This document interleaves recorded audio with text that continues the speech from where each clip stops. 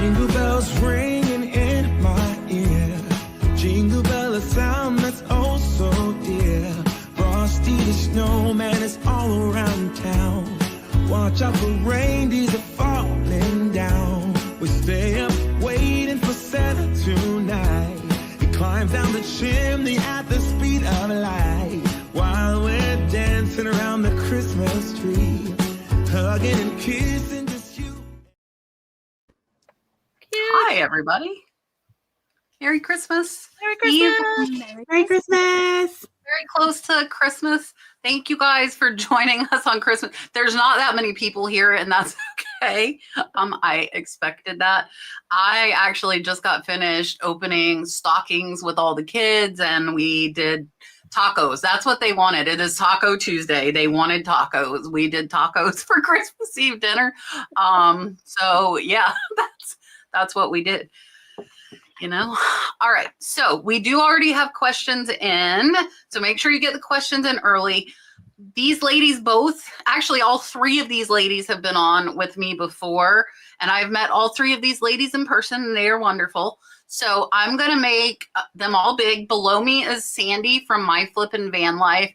Catty corner is Starr from Flippin Hippos. And next to me is Marsha that you see in the chat every week, Red Cardinal Treasures, but you don't see her face. So Rod is off tonight and next week for New Year's Eve, spending time with family, and he's allowed to take time off. That's fine. I'm hard-headed and don't, you know. All right, so here is Miss Sandi to tell you about herself. Hi, I'm Sandi, My Flippin Van Life.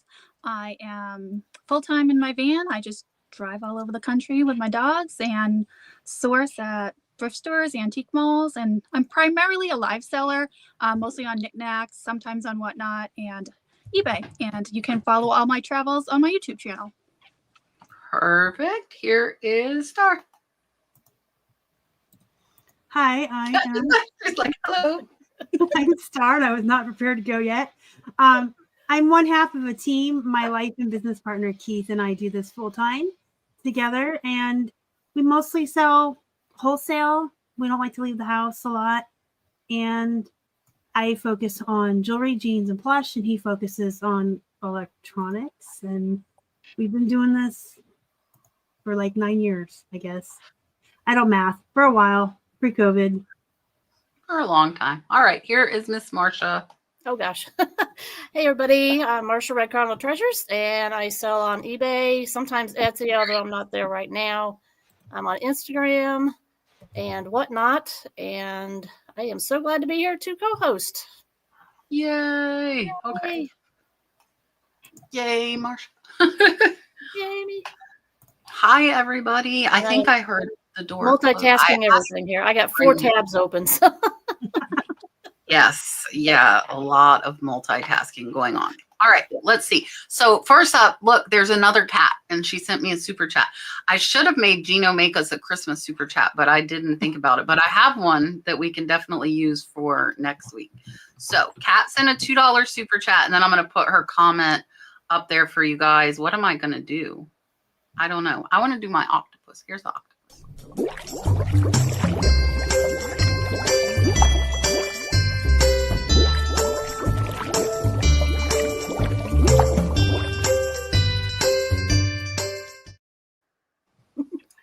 So cute. All right, I love the octopus. All right, so I think Kat really, this is more of a statement than a question, and I guess that we can kind of comment like our thoughts on it. So she's saying personal versus professional. So she did a 49% off sale, and it brought a fog machine down to $14. The customer offered $12.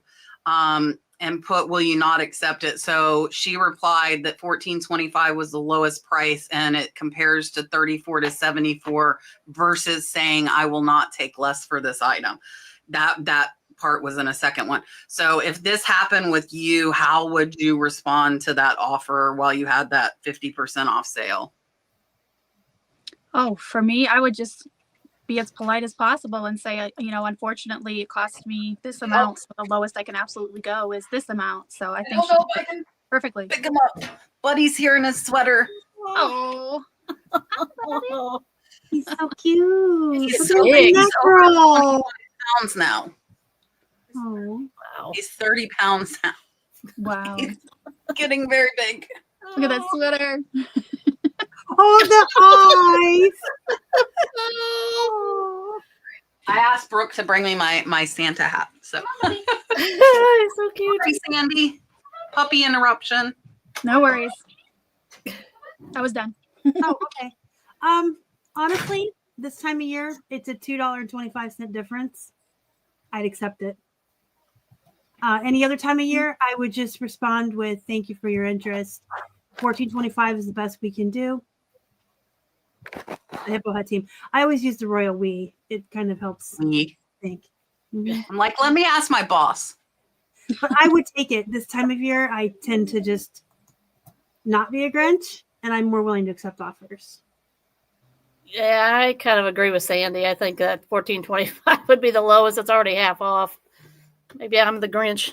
Oh, I am the rest of the year. I'll fight over a quarter.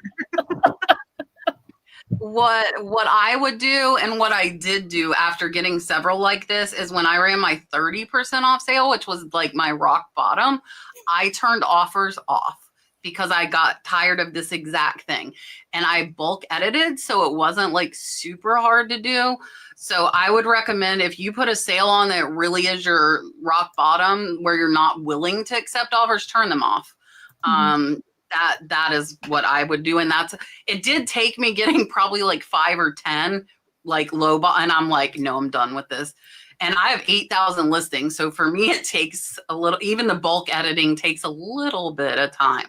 But I was like, I'm not dealing with this anymore. So I would turn the offers off. All right. Indigo Blue said, yesterday I bought a glass original one-of-a-kind sculpture with plaque containing a business name and 2003 Tournament of Roses, but no artist name. Should I post without the artist as an auction, or would you do it buy it now with a high price? Personally, I would try to do as much research as possible. There's some fantastic groups over on Facebook that might be able to help you identify an artist. If you absolutely can't, then I personally would first list it high on eBay or whatever platform you sell on. And then if it doesn't sell, you can always mark it down. So aim high and then go from there if you have the time and the space. I personally use List Perfectly, so I would run it through their AI, which is really great at finding really one-of-a-kind items. I had some jewelry that I was running through their AI, and it picked up that one was actually a Christmas ornament and gave me the artist. Wow. So I would run it through List Perfectly. I can't sing their praises enough. And I don't like auctions, and I'm known for pricing high and going from there. And that's probably why I'm more willing to accept offers. I overprice, but that's what I would do. Yeah, I do with Sandy. Do as much research as you can. Maybe find some Facebook groups to try to identify it. But if not, I would just price it a little bit higher and take offers. Yeah, if it was me, and I'm not like super familiar with Tournament of Roses. What is that? Does somebody know? Tournament of Roses parade? I don't know. The football. Is it popular? Why would tell me? I think it's a college football thing. It's a football thing. Okay. Well, if it's not overly popular, I would put it buy it now. Unless like tons of Tournament of Roses stuff was selling. I would put it buy it now with a high price is what I would do. I wanted to put this up because I got this exact scam on Mercari. So this is just a blanket statement. All of you guys just be safe. So what these people are doing is they made their name Mercari verification and they are messaging you and it is not from Mercari. So it starts with dear user, but it is not Mercari. They are messaging you on one of your items and they are trying to get your information. Do not answer them. It is a scam. Stay away. Stay away. All right. Antonio said, Merry Christmas, first of all. Merry Christmas to you. I'm new on eBay and I sold an item for 43 plus shipping. The buyer said he never got the item. I checked the post office and they said that the address was not correct. So I told the buyer that and he said that never happened. The post office sent back the item and I told him he needed to pay for the new shipping fee. Oh, wait, here it is. I have a no return or refund policy, but he opened a claim on eBay saying it didn't arrive. And once I got it back from the post office, I refunded him. So what do you think is, I'm going to click the last one. What would you do in that situation? Buyer gives you the wrong address. You pay the postage, you ship it out. Do you want to tell everybody Merry Christmas? Come on. Merry Christmas, guys. Dalton. Hi, Dalton. Merry Christmas. Merry Christmas. Hi. So buyer gives you wrong address, you end up getting it back. How do you handle that situation? For me, I think it depends on what it is. If it's like a piece of jewelry and very low shipping, I'll just save the customer service and, try to ship it to them. Or, you can't because you have to be able to verify it got to them. So you kind of like have to relist it so they can rebuy it again. I would refund them, relist it so they can buy it again, and then ship it to them. Because, there's a fine line between customer service and doing the right thing and being like a sucker or being pushed over or something. So you just got to toe the line carefully and not make anyone mad. Because I have a lot of repeat buyers on several platforms. So you don't want to ever lose a buyer. But, if it's something that was 50 pounds and you pay like a ton in shipping, that's a different story. So. Yeah, I just actually had this happen. It was a 8-ounce stuffed hippo, and I went to the post office and got it when it came back and relisted it and let the buyer know. And they didn't rebuy it. I think they were upset that they didn't receive it, but I nicely said, well, I used the address you had on file. All I can do is refund you and allow you to rebuy it if you'd like. But really beyond that, we can't. They're adults. They should be able to put in the correct address. There's my Grinch coming out. There you go. Yeah, just refund the purchase price minus the original shipping since you had to pay for that. And then relist it if they want to buy it and make sure they correct their address. It's really all you can do. Yeah, so for me, what? Calvin Kelly.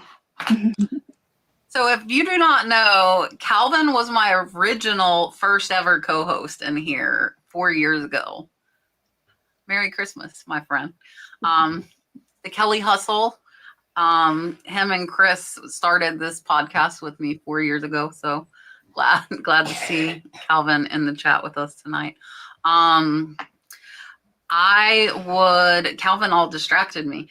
I would do exactly what you did. I would refund them minus the cost of shipping, relist it, and tell them they can buy it again. But I agree with Sandy. If it's like a $4 or $5 shipping fee and it's like a $50 to $75 item, I'm probably going to go ahead and just ship it back out for them. You got to weigh, what. I don't know how, if you have the profit and there's enough money there, then I would do it, is what I'm trying to say. All right. Oh, I just unstarred a question. Bad cat. Shame on you. Uh-oh. I know. Hold on. I'm going to see if I can find it. Hold on. I will find it. Aha. And it was Amy's too. Oh, Amy would have been so mad at me. Amy said, excited to watch the live tonight. I'm usually working, but some of us are taking the night off. Laughing out loud. I know. I don't know what it means to take the night off. I'm sorry. Question. If your biggest source of income was gone tomorrow, how would you pivot? Well, I do have a real career, a real job. So reselling is actually like a side. I put in full-time hours, but I love it. It's more of a hobby for me, but I do work a full-time job during the day. I just work remote from my van, which is lovely. So I already have 2 sources of income. So I guess I don't worry about that. But if I had lost both, I guess I'll go back to being a bartender. I don't know. I would do no, I'm just kidding. OnlyFans, OnlyFans. No, this has already happened to me once. I used to work in the healthcare field and I made really good money and I got hurt at work and became disabled. And so it was sink or swim with eBay. And now I have a lot of multiple streams of income and fingers in the pie. But if I lost eBay, that's probably where we sell the most. That would be a huge hit. But I feel like I would just find somewhere else to sell or something else to sell or become an affiliate with someone else other than List Perfectly, because I feel like I'm resourceful after having lost my ability to work outside of the house and building a business. So I am a licensed real estate agent, although I haven't been doing much with it for the past few years. The industry's changing, and it's like everybody under the sun has their license, so you're fighting everybody to get listings and buyers. Probably wouldn't want to go back into that full time, but if I had to, that's what I would do. Yeah, so for me, I don't think I'd go back to nursing. I'm gonna go with Starr and say I would sell somewhere else. I would go to a flea market. I would not. I cannot go back and work for somebody else after working for myself for over 2 years. I'm actually coming up on 3 years. How crazy is that? 3 years full time in February. I would figure it out. Like I said, I would probably sell. I could go back to live selling. I haven't been doing a ton of live selling, so I could do that. That's like no income right now for me. I did one show in the last year. I haven't done since our jewelry, Sandy. When was that? So maybe mid-year. Yeah, it's been a while. I feel like May. Yeah, it's been a while. So yeah, I would probably do that. I also can went to auctioneer school, so I mean I could also do something with that. Do you ever finally get your license? No, shush. Just leave me alone. But she could. That's the point. I could. I am authorized to test for the boards for the state of Florida. I have not. It's not a hard test. It's not a paid hard them test. like $800. It's an easy they made me have test. to pay for the business and personal. So I paid them a lot and I have not done it. All right. Cindy says, I know this has been asked many times, but do you refund a customer? Do you refund the original shipping cost too? So why don't we say situations that we would and situations that we wouldn't? Because I bet we all have ones that go both ways. Well, the earlier situation is a perfect example of where you might not want to refund the shipping, but it depends. If it's something that was my fault, like I didn't notice it had a defect on it and clearly they weren't trying to scam me or swap it out for one that they had, which has happened to me. If it was truly my fault, I will refund everything. Now, if it's something that I can try to negotiate with them, maybe give them a partial refund, which I rarely do. I just try to work it out. But yes, if it's my fault, I absolutely will give them everything back. Pretty much the same. I do a lot of clothing and I have free returns on my clothing, so I can't afford to ship to them and back. So if they open it honestly and said doesn't fit, I do not refund the original shipping. I keep that. That's why I changed my business model from free shipping to charging so that I had some leeway, because the amount of women that don't know what size they wear is ridiculous. But if I make a mistake, if I send the wrong item, if I missed a flaw, if I feel like it was my mistake, they get 100% of their money back. Yeah, pretty much agree with both of those. If it's your fault, definitely refund them. If it's something that got lost in the mail and it's been, your time frame was at 10, 14 days and it's gone and, they file a not received case, yeah, refund everything and then do your thing with the post office. But definitely if it's my fault, they're going to get everything back. Otherwise, if it's something like you said, to change your mind or something like that, yeah, you're not getting it back. Yeah, I'm going to agree with everybody else and say that if they falsely open an item not as described case, you can report them to eBay and deduct the shipping still. And that is what I do. I do too. Yeah, I don't play with those suckers. Don't play with me. I block them too. I have 3 people I think I need to block. I always screenshot when they message me stupid crap and I'm like, I'm going to block them later. You know, if I'm not at the computer, I'm like, but yeah, so if it's their fault, you do not refund the shipping. If it's your fault, you do. That's pretty clear cut, I think. Mhm. Sarah sells smalls by the seashore, who's not by the seashore. How do you tell people you don't want to consign things for them, especially when they are one of your bosses? Well, I think I'm going to have to skip this question because I live in a van and I travel all over the country. So nobody is trying to send their stuff to me. To give you stuff. So I'm going to skip. We don't consign, so people don't ask us to consign because it's not part of our business model. With the asterisk, when we first started reselling, we did sell some stuff for Keith's sister. When she finished her nursing school, we sold some of her scrubs, but that was more of a family thing. But I don't feel like people ask you if you don't have a consignment business. So if this is coming from someone who has a consignment business, I'm of no help, so I'll pass. Well, I don't do consignments, but I have had a few people ask in the past, and I just politely tell them, I said, I'm sorry, but one, based on my business model, because it's too confusing and causes issues if you trying to work out taxes and all that stuff. So I just politely say, no, I'm sorry, I can't do that, but we might be able to work out something for me to buy it outright if that's what you want to do. Yeah, so for me, I typically don't consign. The only way I'm going to consign is if it's $500 or more. And I'm going to take 50%, which is $250. And I will just flat out tell people that, like, look, because I'm so short on time, I only consign if it is a $500 or more item. But like Marsha said, I'll buy it. If you want to sell it to me, I will buy it from you. But I just do not it's going to be worth my time for me to consign, which for me is a $500 price point. So I just tell them you don't do it. If you don't do it at all, don't do it. Or you could be like me. And I mean, even it's hard because it's your boss, right? Like that definitely kind of throws a little wrench into it a little bit. But I don't know. I think most people who know me know.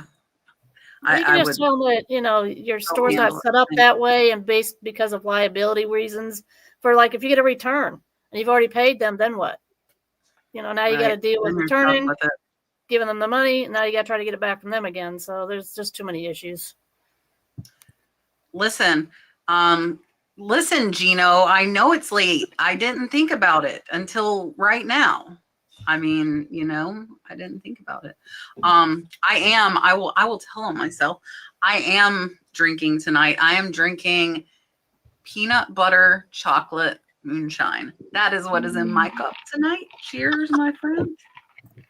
Cheers, hot tea. I have water. I'm behaving myself. I'm going to have eggnog when this is over. And if I'm not behaving tonight, just wait till next week when it's actually New Year's Eve. Next week's going to be interesting. So we're trying to decide, and I know there aren't a lot of you in the chat tonight. So watch back, let me know too. I was discussing it with Leroy a little bit. He thinks, and on the panel too, tell me what you think. So we are doing the regular show 8 to 10, and then I plan on drinking and staying live until midnight Eastern, guys. Eastern. You Pacific people will just have to pretend 3 hours early that it's midnight. So do you think I should end the regular live and then do another New Year's Eve live, or would you just let it run the 4 hours? Let it run. What say you, Starr? Starr said start another one. Yeah, I would make two. It's it goes way out in left field and you don't want that out there. He's like, the question is, are we going to need a break? I'm not going to need a break. You might need a potty break. I mean, but I can hide while other people are talking. And I thought about telling all of my YouTuber friends that I will give them the link and people can just stop by and hang out for however long. We can have up to 10 people on the panel because from 10 to midnight, it's just going to be hanging out. We're not answering. I don't know what we'll talk about. If we're drinking, I'm sure we'll find something. Yeah, let's just do two different ones. Just take a 5-minute break in between. Do it and then separate. Yeah. Yeah.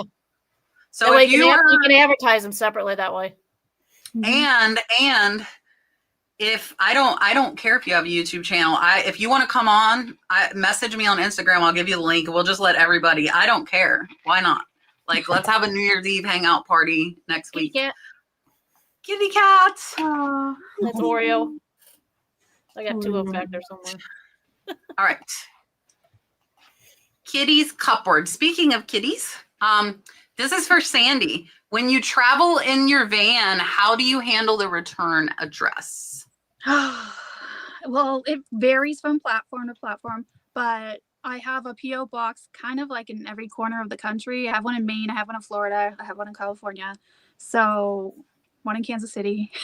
So I use my sister's address too. But the best way what I like to do is, like Whatnot, you have to use their label. So I have to change my address every single show.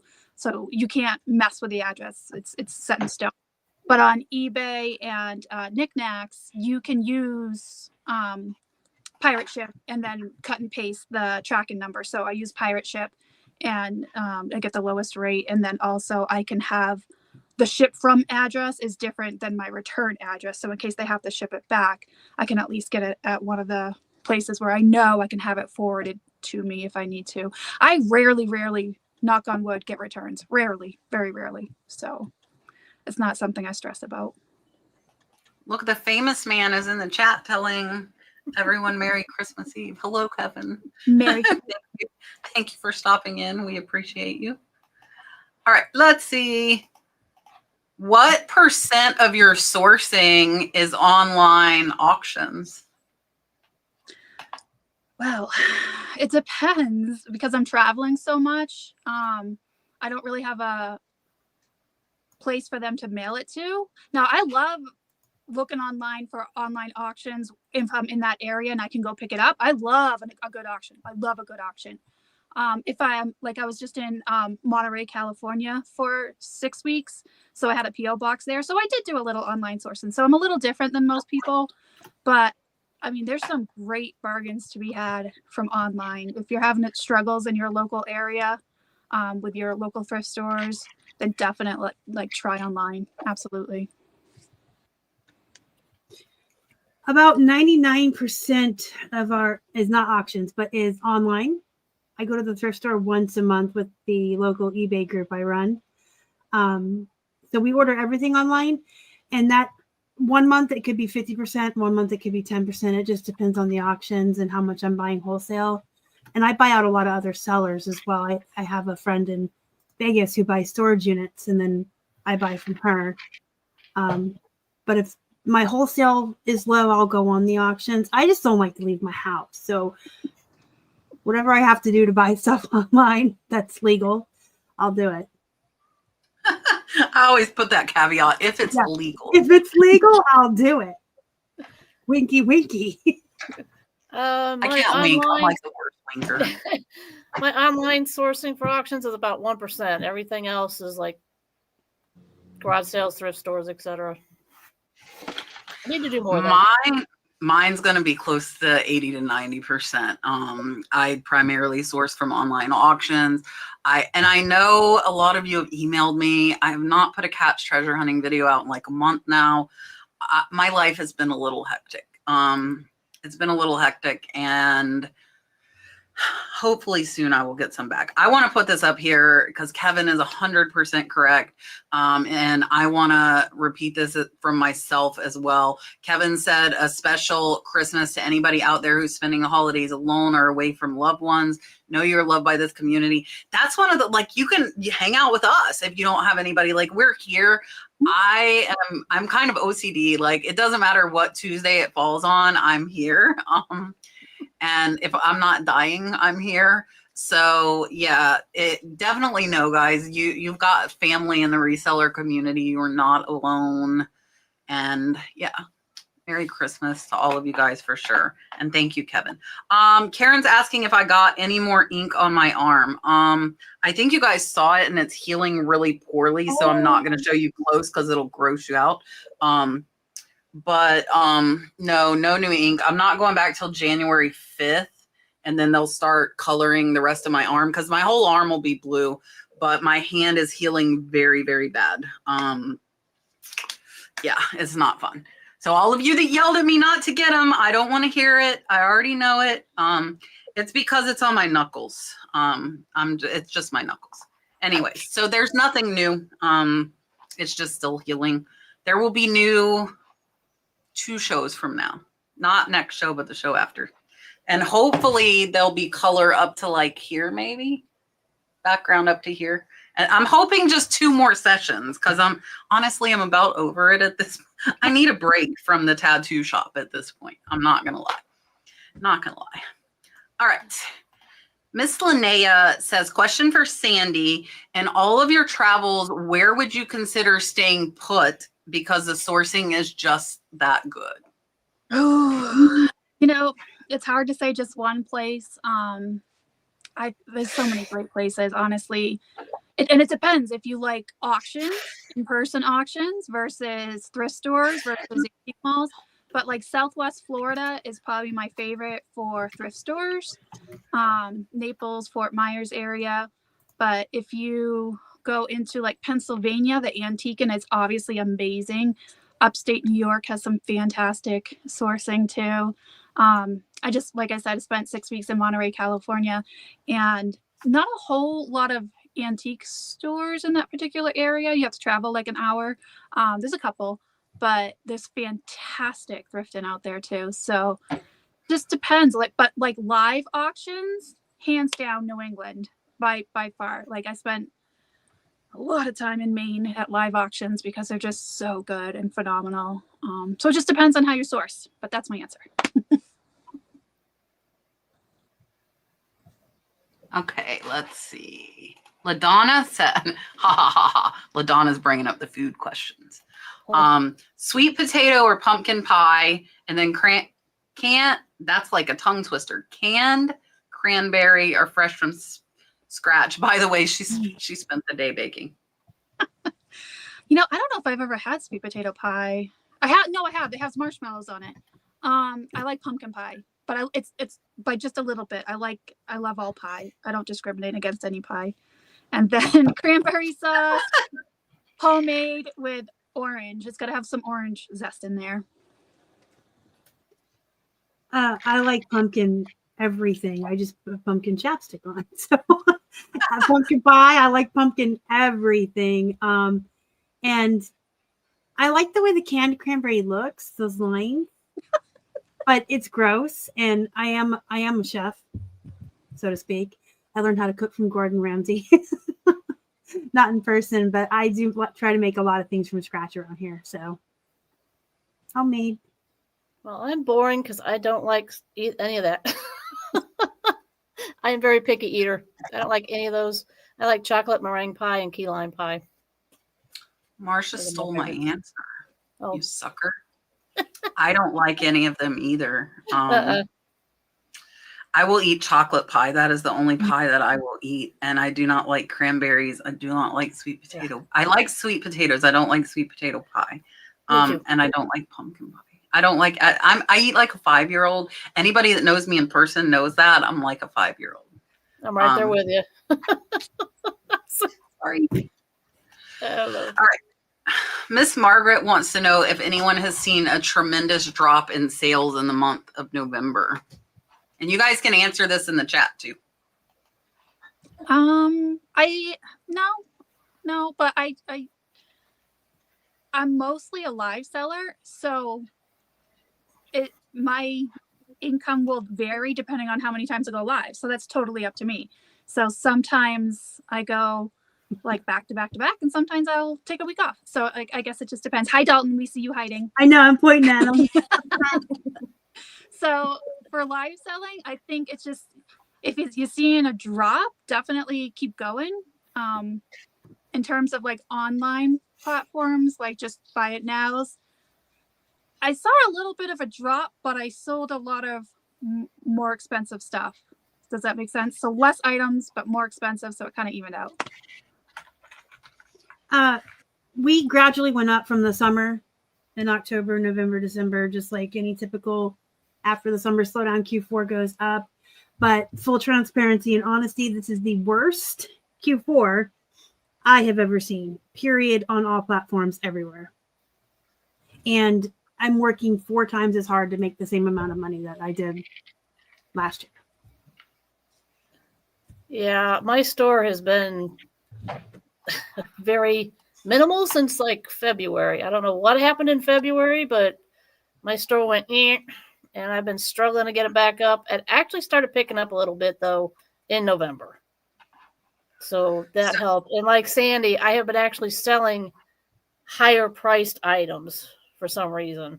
Like this past 2 weeks, I sold a $145 Burberry trench coat and $125 Eddie Bauer women's parka. So I don't know. It's weird, but yeah, mine started going just up a little bit. Nothing major, but just a little. So November was slow for us, but December has been phenomenal. So we were up 60% a couple of weeks ago, which means we were kicking November's butt. But like this week has been slow. And I think that's because everybody's Christmas shopping and they're not Christmas shopping online anymore because it's not going to be there in time. So they're out at the stores and getting stuff in person.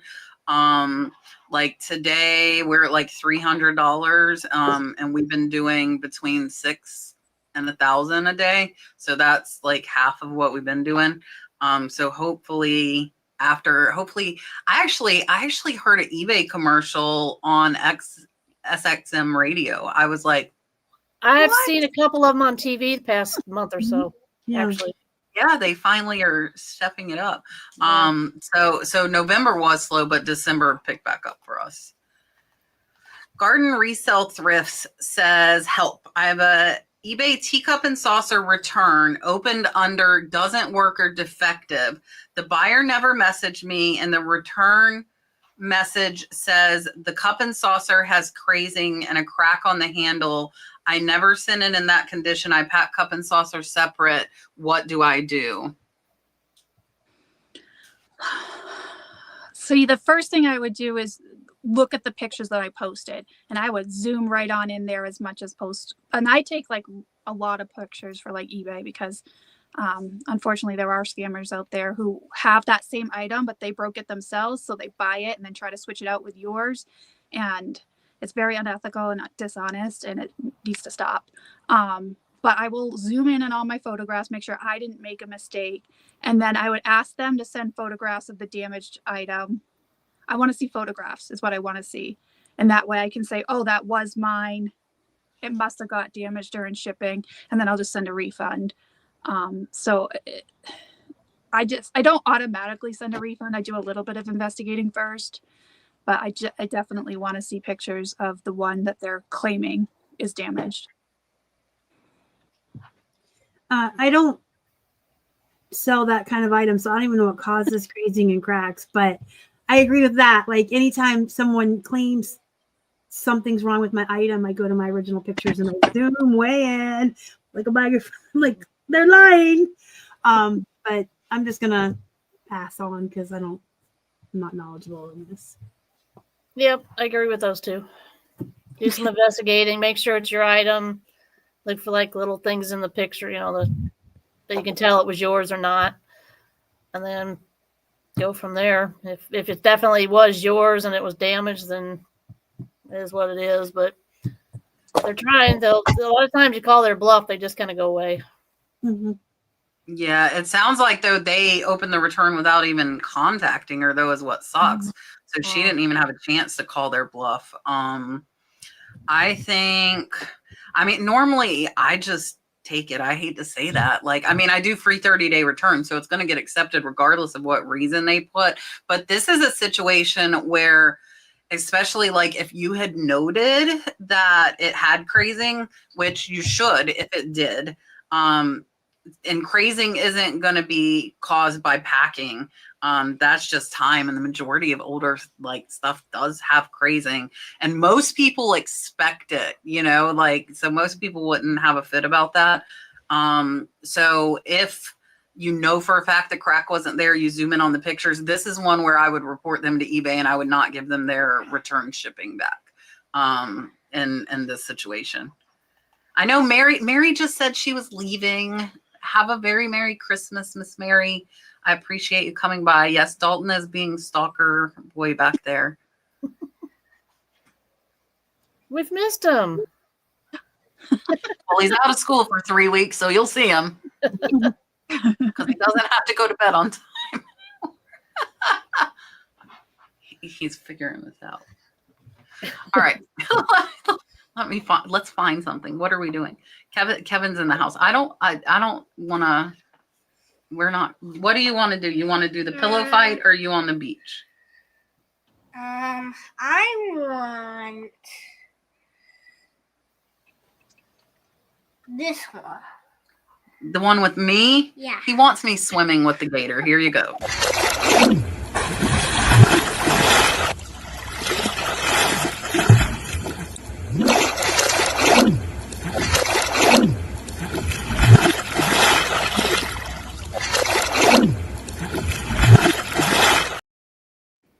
Of course he picks that one, right? I'm gonna throw this up here real quick since we just had that question. Crazing is just minute cracks. It could be from temperature changes. It could be from people putting it in the microwave. It could be from age. It could be from the curing process. It's just little, they're superficial cracks is what they are. They don't like hurt the integrity of the item. It's just in the glossing. Right. Yeah, it's just in the gloss.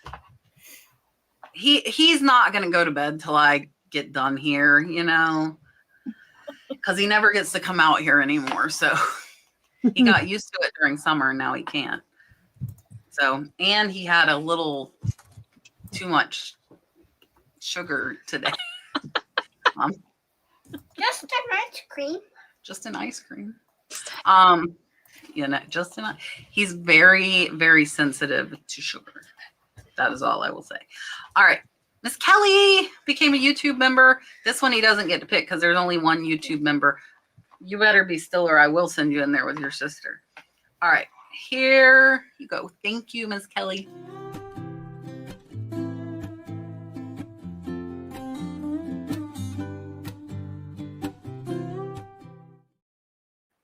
My favorite thing ever. I will send you inside. All right. Santa's watching. Santa's watching. And it's just saying hi. Jay Pickett said, how do you handle a sale where the buyer changes shipping to media mail, but the product does not qualify as media mail and the buyer has already paid?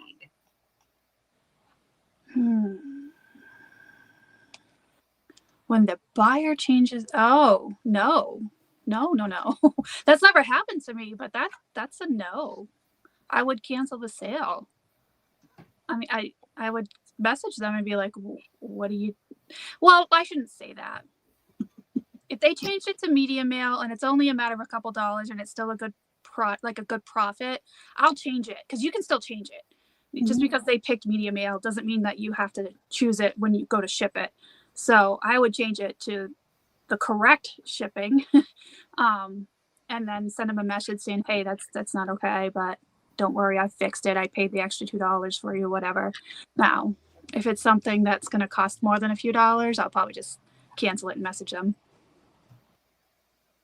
First, I didn't even know the buyer, like if you have the options on your listing. I think it's only if you had the option on there. You have to have the option set up when you do the listing. Yeah, I didn't think Otherwise, I can't pick it. Like you could Right? have ground or priority and they can choose. I didn't know I don't think they can change it. I would check their settings. But you definitely cannot mail stuff media if it's not media. And if you've gotten away with it before, yay for you. You're ruining it for the rest of us. But they have the right. Listen, I tell it how it is. Look, my shirt says nice. It's overrated, okay? So if you're getting away with stealing from the post office, you're ruining it for everybody. But they have the right to open those. And they can and they will. And every time they find someone sneaking is when they raise prices on all of this. But I wouldn't ship it. I would change it.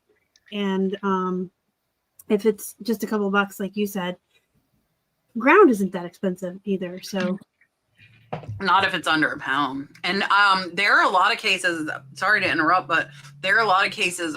Katie Reeds actually posted a short on Instagram where Ground Advantage is cheaper than media mail. I just want to point that out too, since the rates changed. Marsha, what would you do? Or do Oh, you I thought already I, sorry. You already said. No, you kind of already said it. Yeah, I kind of already. Yeah, I would. No, I wouldn't ship it media. No way.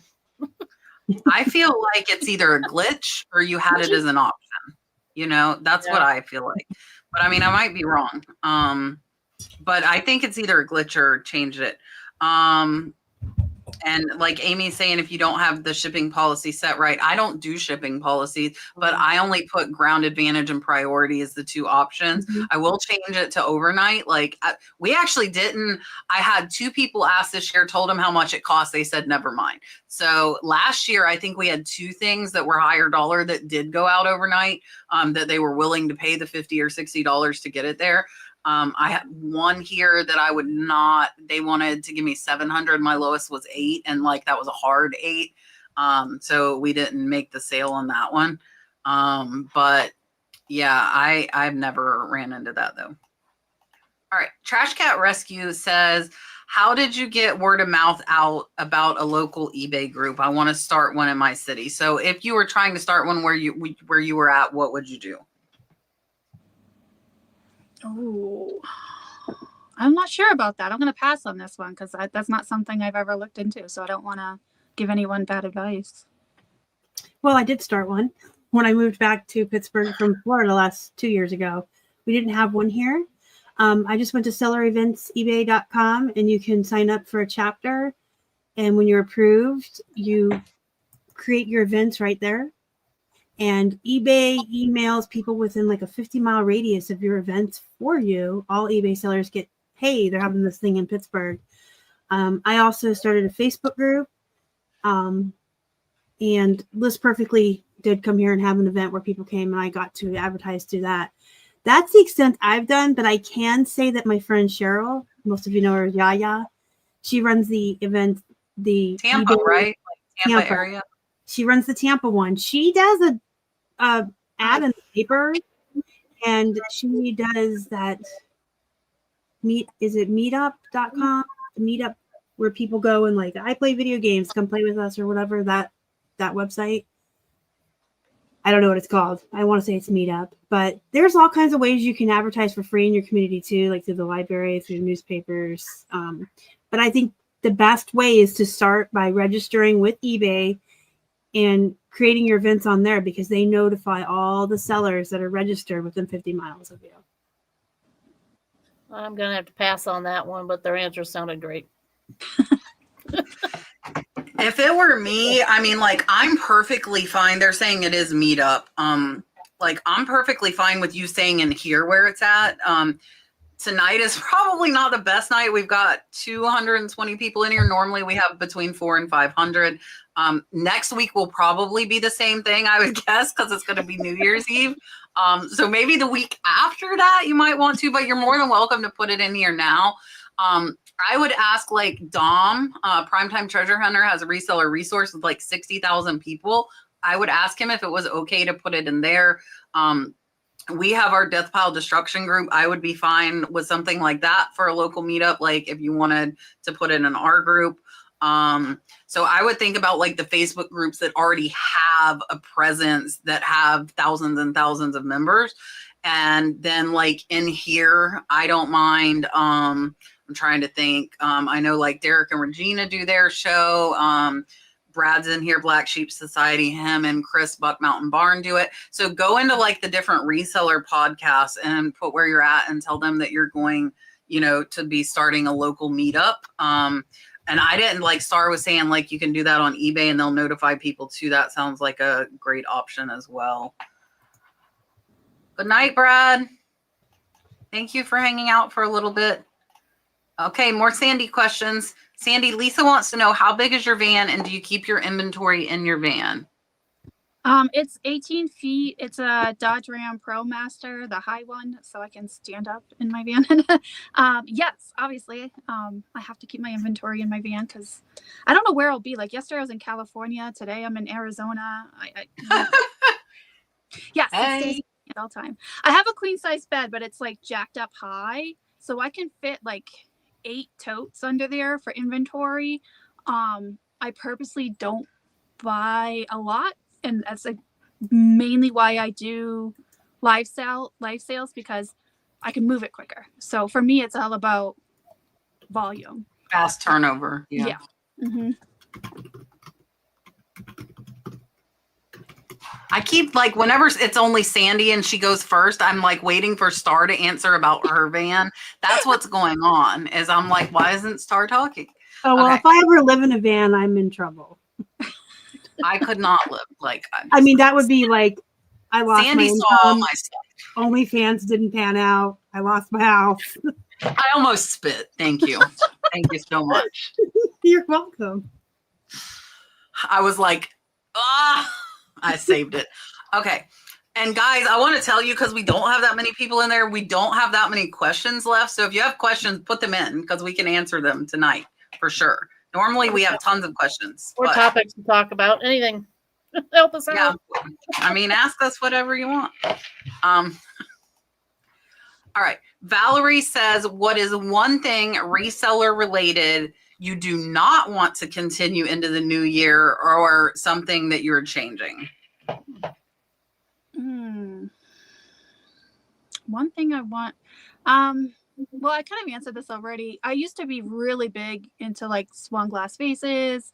Like size never mattered to me, even when I was in the van. Like it's fine. I'll just have a live sale and sell it. But I think I've like downsized like my items. So if it doesn't fit in like a 12 by 12 by 12, that'd be a very, very good item for me to pick it up. Like I did pick up a 20-inch swung glass vase the other day, because I will pick them up if they're a good price. But for me, I'm changing my size of items just because storage, shipping, and just working a little smarter, not as harder, but quality items that people want.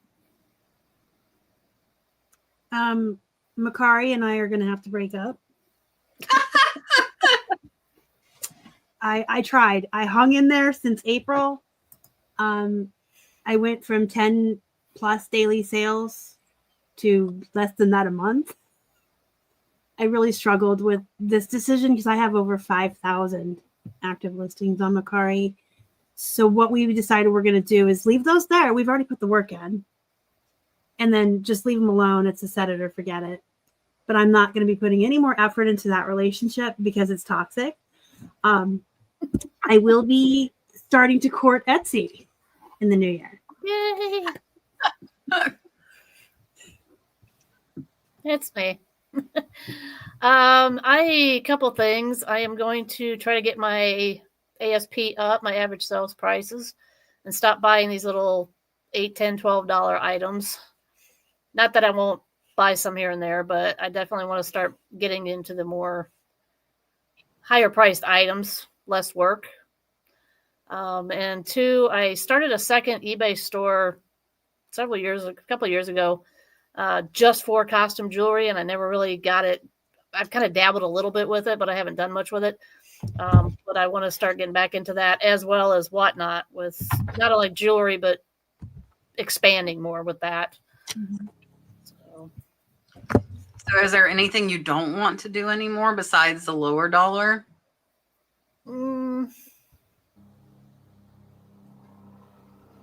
I don't know. Not really. I asked that so I could think longer.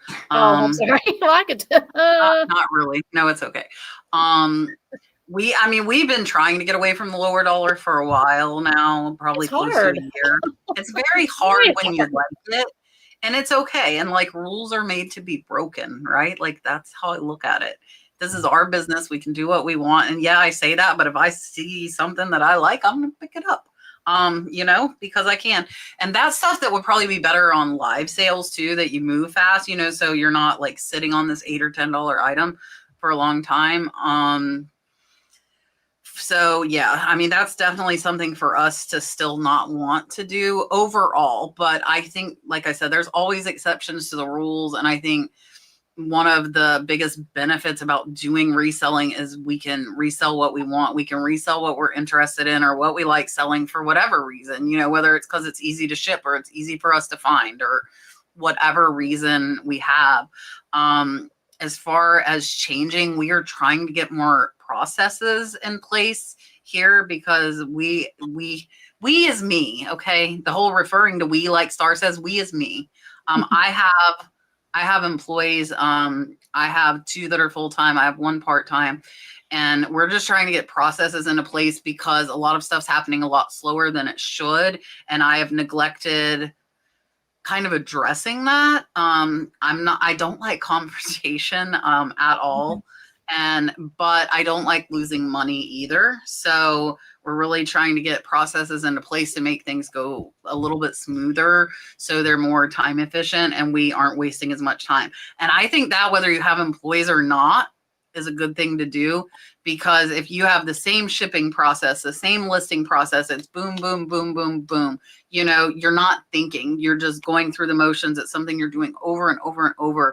And I think getting more process for me, and if anybody who knows, I don't like schedules. I'm not going to lie. I like doing whatever the hell I want, whenever the hell I want to do it. But I think I need something. Like, that's how the catch treasure hunting videos have gotten like pushed to the wayside. I have 4 of them to edit right now. It's not that I don't have footage. I have footage. I just haven't done it. And, you know, when you don't schedule time to do certain things that you need to do, stuff gets looked over. And when you're the only one, like, there's nobody to make me do anything. It's just me. And that's one of the hardest things too. When you start working for yourself, nobody's going to make you do anything. You're the only one that is making yourself do it. And you got to figure out whether that's the processes, the systems. I think I need somewhat of a schedule, like a very loose schedule. Okay. Very, very loose schedule. Just to make sure that you get everything done, because it's super easy to miss things when you have so much going on. All right. Oh, Mary left. Hopefully she'll come back and watch our answer to this. How would you restart your store after being on break for over 6 months? And how do I get back in the algorithm? So she turned her store off for 6 months. And now she's starting to list again. So what would you do in order to get back into the algorithm? List. And when you're tired, list some more, because that's the only thing I find will get you back up. I'm not as, like, I don't list every day on eBay because I'm mostly a live seller. But for when I was, before live selling was a thing and I just had eBay, that would be my advice. It's just list. Consistency every day. Set a goal. Say, I'm going to do 15 things a day. And if you want to get back in that algorithm faster, set your goal higher. Do 30 things a day. So that would be my advice. Same. An active store is a happy store. If you don't have live sales, you're relying on the activity pushing you up in the algorithm. If you have listings that have been on there for those 6 months that are stale, I would recommend setting 2 goals and say list 10 new items a day and relist 10 of the old ones to make them new again. And then if you have time to spare, do 5 extra, but schedule them out. So if something comes up again, you don't have a day where you're skipping. We're scheduled out 21 days ahead of time. Wow.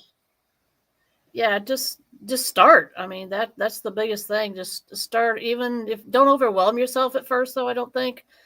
If you have to just take small steps to get back into it, because if you try to do too much at once in the beginning, you'll probably overwhelm yourself and want to quit. So just be consistent daily. Do something like everybody said. Just start listing every day, ending and selling similar every day, and just get going again. Make sure you send offers when you can, and just do something, and it'll come. You'll get it. Mm-hmm. Yeah, I'm going to agree with everybody else. It's just consistency. And if you have your store, you could also put a sale on too, just to try and kind of kick it back into gear. But it's going to be consistency and just time into listing for it to get back on track. Can I add one more thing? Yeah. I just realized you said store. If you have a store, you have newsletters that you can set up that auto send themselves every other Friday or whatever day you pick. I have mine set up for Fridays, and you can attach coupons to those. But if you have your newsletter set up one time, it takes 2 minutes. It goes out on its own every other week to past buyers with all of your new items like featured. And it's a way to like remind them that, hey, I'm here, I'm back, I'm listing. These are my new items. I didn't know you could set it up to automate. Like you don't have to write it, or do you write it, or how does that work? Tell us how that works. So I actually have a tutorial on my YouTube channel, and I can't remember how to tell you to do it. I saw Liz O'Kane do it at eBay Open, but there's several different types of newsletters when you go on the back end, and there's one that you can set up to be bi-weekly. Okay. You write it. I need to do that. I only sent it once. Yeah, there's one kind that you can set up. And the rest you would have to do manually. eBay only lets you do one a week. So what Liz O'Kane said at eBay Open was, if you set up the bi-weekly one, you can go in, if you remember, schedule it to do a second one the off week. But the one that goes out by itself, I feel is enough.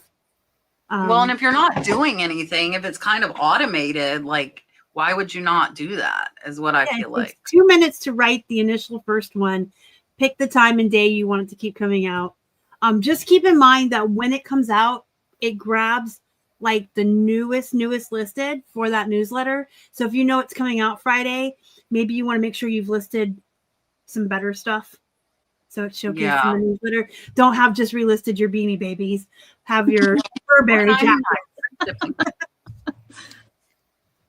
Okay.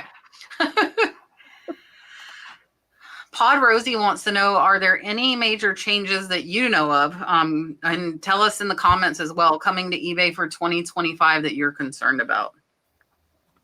Not that I've heard. I've heard a rumor they're going to do live selling, and some people are like in beta doing live selling. I guess that's not a bad thing, but I don't know if that's accurate. So if anyone knows, I would love to know. They started beta testing with a few people like a year or so ago, maybe a little longer.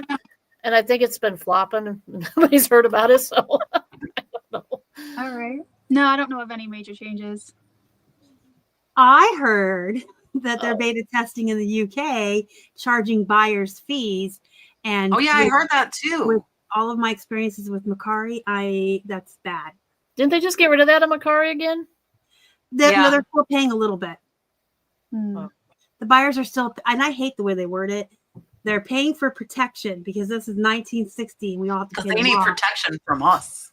For the mall, I don't know, but if Poshmark walked it back like almost immediately. I'll die on this hill, and I will argue with any reseller.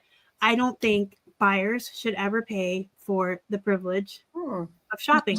We're paying for the privilege to sell, and I understand that. It's cheaper than a brick and mortar, but kind of like to piggyback off that, I don't sell in Mercari, but I used to source from Mercari, and I had put a bunch of stuff in my cart to purchase it. But then when I went to checkout and they charged, I never went through with it because they were going to charge me this insane amount. So strictly as a buyer, I was like, no, this is not happening. I'm not buying this. So it's not good for business. Yeah. No. I heard on eBay that they're going to do another in the condition drop downs. That, like right now they have new without tag or pre-owned or whatever, that they're going to, I don't know if they're changing or adding, but you have to put excellent, good, average, poor, or whatever. That I've heard that, which that was back in the day. Isn't that how it used to be back in the early days of eBay? And then they went to the new and pre-owned. To me, that's subjective. So, my excellent might not be excellent to you. I put everything good. I'm not putting anything excellent. Yeah. And I'm not telling anybody that something that is used is like new. Like when they write me and ask me, is this like new? I'm like, no, absolutely not. It's used. Even if I think it is like new, there is no way you're going to get me to say that. No way. Under promise and over deliver. Yep. Definitely. Yeah, I don't know of any. I'm horrible and don't pay attention to the news. I don't do much either. I just happened to know somebody mentioned it the other day. I just hear rumors. I heard it. I'm not singing. Karen says, what is your death pile destruction group? Something online or in person? I posted Marsha posted a link for you. It's a Facebook group that I started about 2 years ago. I think, how many members do we have, Marsha? Like 16,000? Like 18,000, I think. Oh, we I'll grew. post it again. There's the link. Almost 18,000. Okay. Yeah. I started it 2 years ago because I had a massive death pile and I was determined not to buy anything until I got rid of it. And I did. We have not had a death pile for well over a year now. We don't have more than we could list in like 2 to 4 weeks at most. And it's basically just support. You know, you can post your death pile. They'll do challenges like to post X amount a day. You can post in there and be like, I really want to go shopping, but I shouldn't. And just, there's other people there that are going through the same thing. And if you have a ton of money that's sitting there that's not listed, you should not be buying. Like you shouldn't have. And a little bit is okay. And yes, that saved a lot of us during COVID that had death piles, but you shouldn't have like a storage unit of unlisted stuff and still be buying. You know, you should not. You got to stop at some point. And I did, and I got rid of mine. So that's why I started. I don't post a lot in there because I don't have a death pile anymore. But it's definitely good. And like I said, the challenges and stuff are fun and kind of interactive as well. Oh, Patty's going with a Christmas question. What is a Christmas tradition you continue, and what is a new one you want to start? I don't think well, when I was a kid, we used to have like Chinese food on New Year's Eve. And I totally forgot that today's New Year's Eve. Well, Christmas Eve. I forgot. So I didn't get my Chinese food this year. I'm always traveling. Like, I know, like, don't pity on me. I'm usually alone on the holidays. I'm not going to lie. Like, because I travel so much and I never You got the dogs. I have my dogs. Yeah, I never feel alone. I really don't. Like, this is not what I'm pets are family. They really are. But for me, holidays are like kind of like any other day. I'm just putzing along. I just can't go shopping on tomorrow. That's it. That's the only difference. I go shopping on tomorrow. Yeah, go shopping. But yeah, I mean that's it. I don't really have any traditions. I'm gonna be a Debbie Downer too, but don't feel sorry for me. My 2 children are grown and live out of state, so I don't see them for the holidays. And they are the only 2 living family members I have. So I have to live vicariously through my boyfriend's family, which I'm fine. So don't feel sorry for me. Keith and I are very reclusive and we like staying home. So we eat pizza on Christmas Eve and watch movies together. And then we go out for Chinese with his family on Christmas Day. And then we go to the casino and do the slot machines. And do I miss having family? Probably not, because mine was very dysfunctional. And I watch all my friends go through all this fighting and stuff at the holidays. And I'm like, thank God I'm like Batman and I'm an orphan because, oh my. You're killing me. I have to lighten the mood. Because usually when I love Starr. If you guys don't know that, I love Starr. Whenever I say I don't have family, people are like, "Aw," and I'm like, "But I'm like, no, it's okay. Sorry. I'm gonna drink some more. Okay. Next week is going to be very interesting. I'll tell you. Yeah, it's just kind of our small family. Just my parents, me, and my brother, and we don't really have too many traditions. Really, the only tradition that we do is when we do open presents, we do it in a circle and one at a time. I know a lot of people they hand out the presents and then everybody just starts ripping it open. But what fun is that when you can't see their reaction when they open your present? You know, so we'll just take our time and then just have dinner and chill out for the day. I have to show you guys. This is so cute. Look, because you were saying that. That's kind of what we did. So there's, let me make me big. Hold on. So look, that's Brooke and my grandbaby, Atlas. And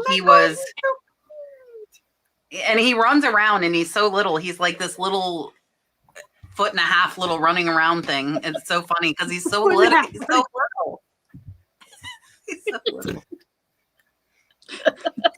Sorry, Marsha, for interrupting. No, I was doing it. We did. When to start? I don't know. We don't really have anything. So go ahead. So for us, we have just went through a big life change this year, going through divorce. And we used to go to his family, which was a very big family. And now it's me and the kids and my mom. So like tonight, Brooke wanted tacos. I'm like, okay, tacos it is. So maybe that's our new tradition on Christmas Eve is tacos. So like my older son came over with the grandbaby, him and his wife and the grandbaby. So I had my 3 kids and my grandbaby here tonight. And we let them open their presents because they're spending tomorrow with her mom, with my daughter-in-law's mom. And then we all opened our stockings, which that is a tradition we have had for a long time, is to do stockings on Christmas Eve, and typically one present on Christmas Eve. I told Brooke no, though, because I only got her 3 presents, and one's really crappy and 2 are really good. I doubt she's watching me.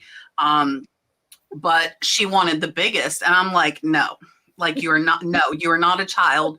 Because I used to always make them open their pajamas. When my older kids were little, I would give them their Christmas pajamas, was their one present they would open on Christmas Eve, and then they could wear their Christmas pajamas.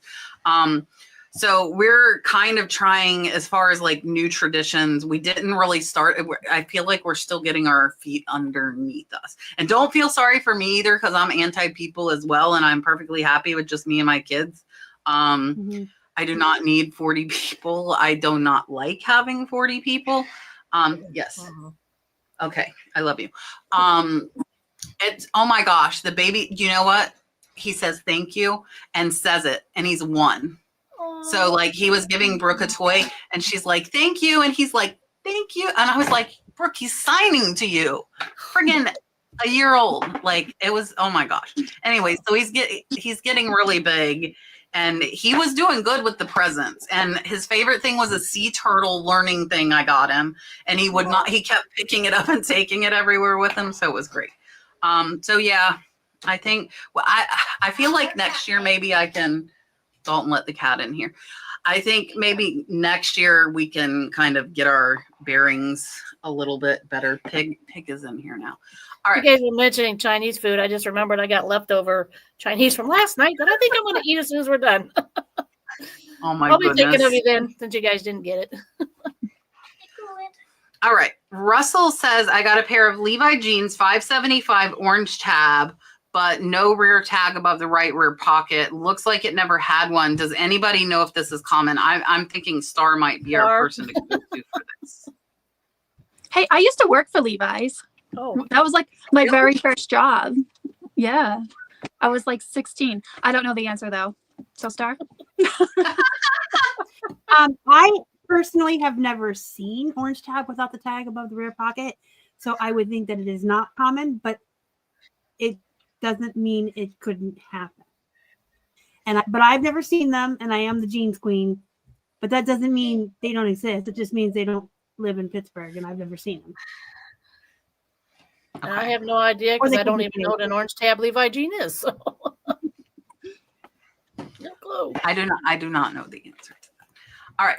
Miss Kelly says, do any of us use the List Perfectly Posh sharer? And if we do, what are our thoughts and opinions? Starr. I'm wiggling because I can't wait to tell you. I can tell. Go for it. Okay. First of all, I know that you have your link. You can share it. I will sell this perfectly for Kat tonight. I could not do my job without List Perfectly. I'm going to kind of go off a little bit here, but Kat was talking about processes and stuff.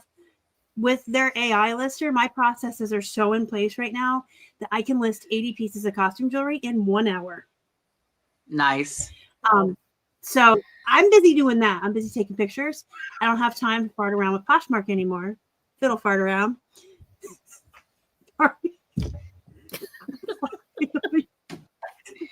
Farting is a natural usage of my words. In fact, I always like to say turd a lot. I cannot drink while Starr is speaking ever again. Okay. The Poshmark. You don't know what's going to come out of her mouth. I haven't sworn yet. Yes. Yes. There's still time. That's we had next a good time week. at camp. The pod share and the offer sender outer are amazing. Ever since I started sharing the closet through List Perfectly, my sales have doubled.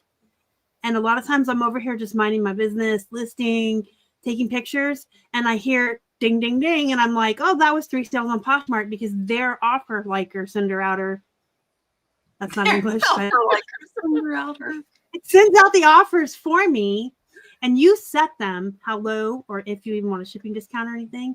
But I'm getting more sales because it's hitting it when I'm not thinking about it.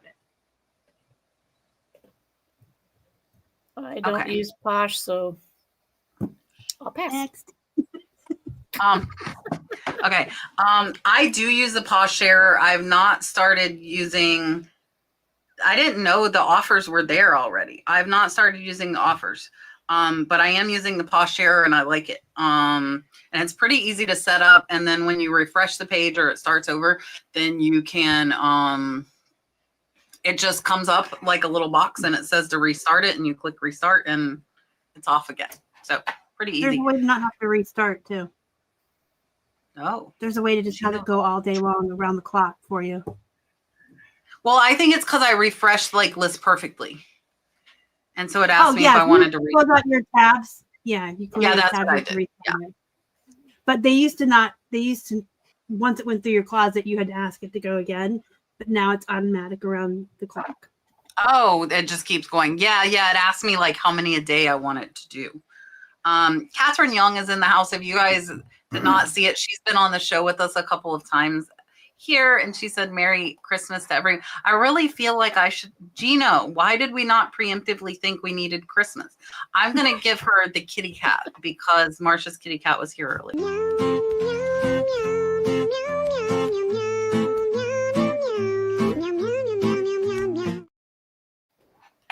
Dalton's back here meow meow singing with it. Yeah, she's asleep on the bed over there. She said good night. Yep. All right.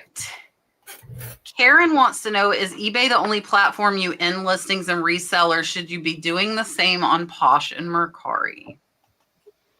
I only do it on eBay because I don't list on the other two.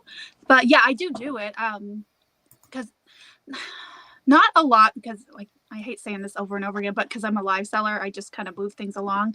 But if I have an obscure item or a high-end item that I do have on eBay, and it's been, I don't know, 2 or 3 weeks, I'll end it and relist it. Yeah. I do end and relist on all platforms except for Mercari because Mercari. But up until about 2 weeks ago, when I decided Mercari could eat it, I was doing Mercari. I think Mercari, if you're going to be active in Mercari, I think Mercari is probably the most important of the 3 that you should be ending and relisting on because of the way they have their offer set up. If you're not familiar, if I put in an offer or I like it today and you send me an offer and Kat likes it tomorrow, Kat's offer is 10% lower than mine. Each time you have to go down 10%. And the only way to offset that is to end and relist. So I think Mercari is important. Poshmark is important because it likes activity. And I have heard, again, I can't prove it, but I heard this from Trish from List Perfectly, that she talked to Manesh before they sold Poshmark. Poshmark sees activity as activity. So whether you're sharing, delisting, relisting, or listing new, their platform will favor you in the algorithm, whereas eBay needs newer listings. But when you end and then relist, it's considered a new listing, right? And items do get stale.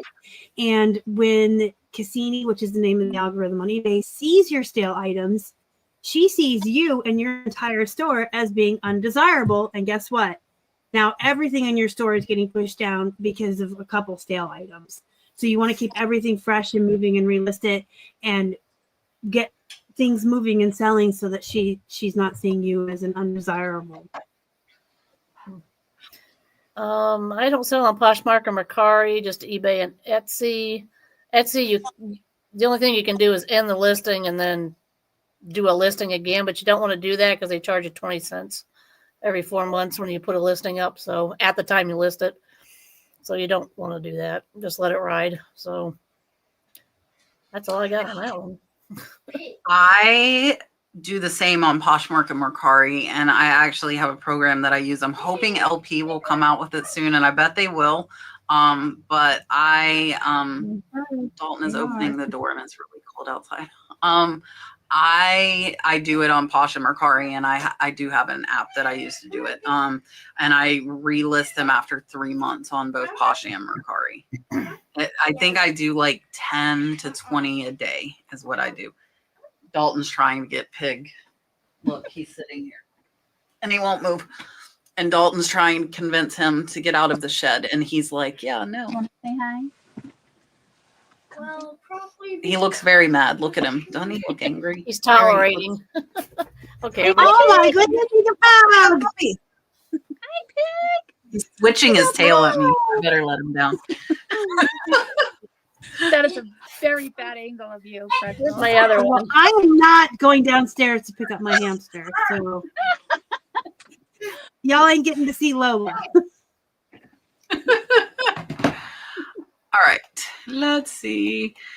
Julie wants to know, did anybody on the panel shop in your own store for Christmas presents? I did. Free shipping.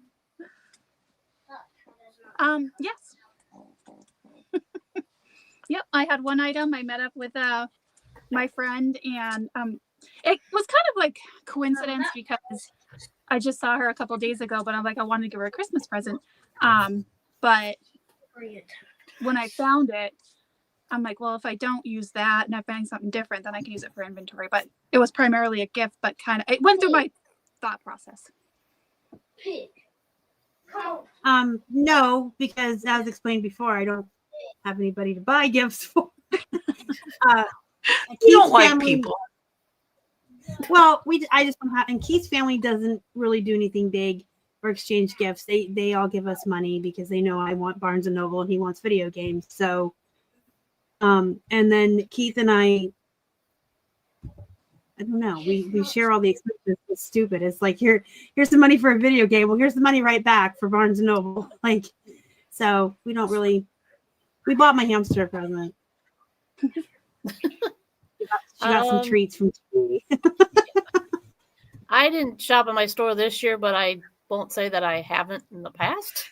So, but hey, yeah, if it's there, I'm going to use it. Yeah, so I did last year a lot, like a lot, because we went to the big family get together. So I had a lot more people to get stuff for. But this year I did not shop in my own store. I did last year. Miss LaDawn wants to know, have you noticed that eBay removed the deduction options for claims with INAD and damage? I offer free returns. The buyer opened a false defective case. And so I want to tell you how to do this because I had to do it about a week and a half ago. You need to put report an item or report an issue to eBay and like click that box. And once you click that box, the deduction comes back. So it's just like they put an extra step, like the deduction's not always there. You have to click that box and tell them you want to report a problem and then you can take the deduction. So it's just an extra step that you have to take, but it's still there. Tag. Don't egg him on. He's doing good all by himself. Yeah, he doesn't need egging on. Buyer purchased 2 poncho shirts, messaged me to combine shipping, which eBay did. How would I respond? Whoops. Uh-oh. I don't know if there was more to this. I don't know if she was saying like the buyer paid it and knew they paid it, so she's not wanting to return. So what do you do if this happens with you, if they're combining shipping? I always refund the difference. Like, if it's like under $1, probably not. But if it's anything a little bit higher than that, then I will, even if eBay, sometimes eBay doesn't do it automatically, which I don't know why they would or wouldn't. I can't figure that out. But I had a buyer buy 2 bowls from me and it didn't combine, but she paid shipping on both. And I don't think that's fair. That's like, that was like $12 in shipping. That's not that's not my money. So I feel like I need to give it back. So if it was anything like less than $1, then unless they asked, I probably wouldn't. Yeah. Oh, sorry. I have combined shipping set up in my store for most lightweight items. We sell a lot of comics and jewelry and plush that's really lightweight. So if they buy more than 2, they get like a flat $7 or something. But I have to be honest.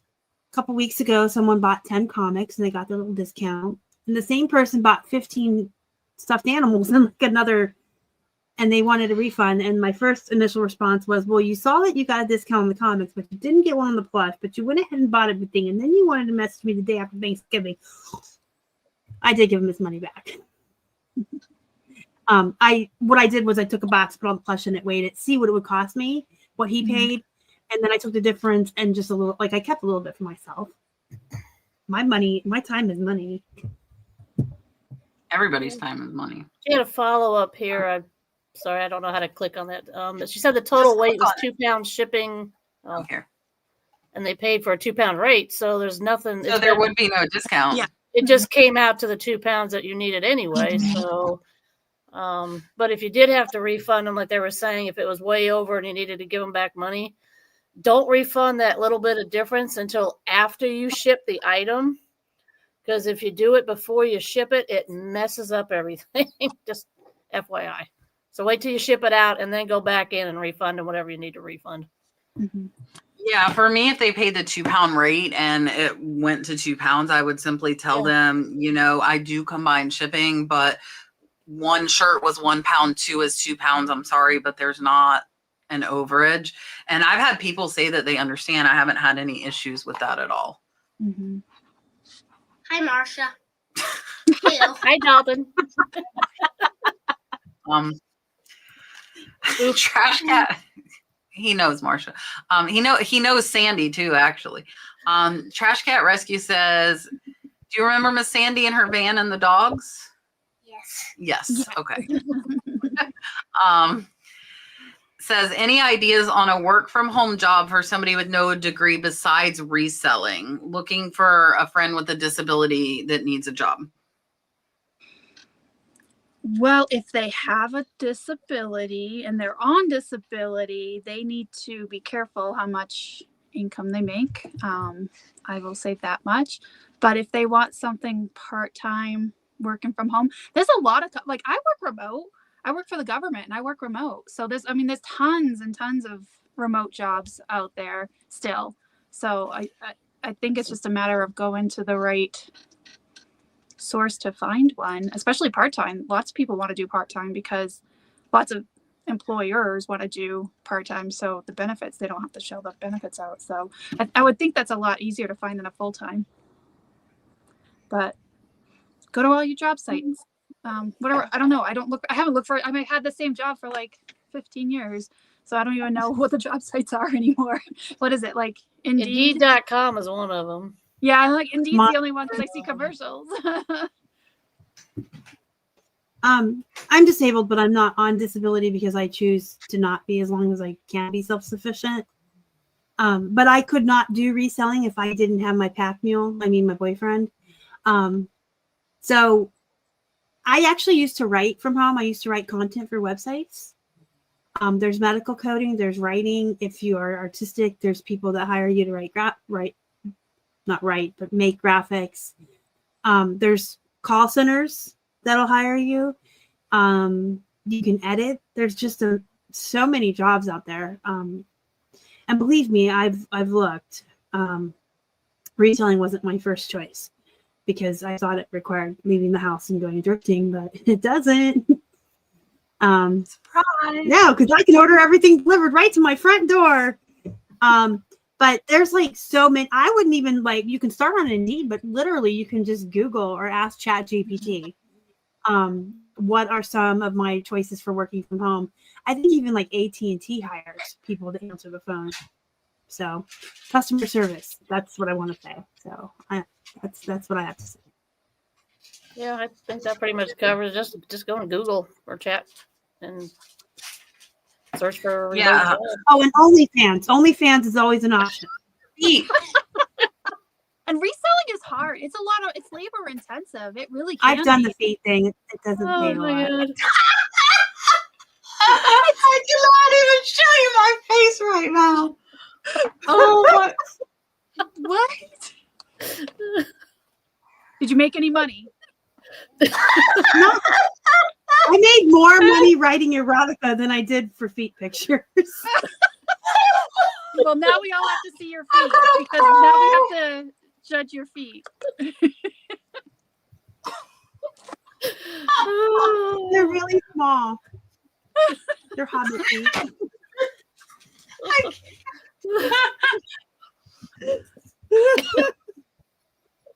okay.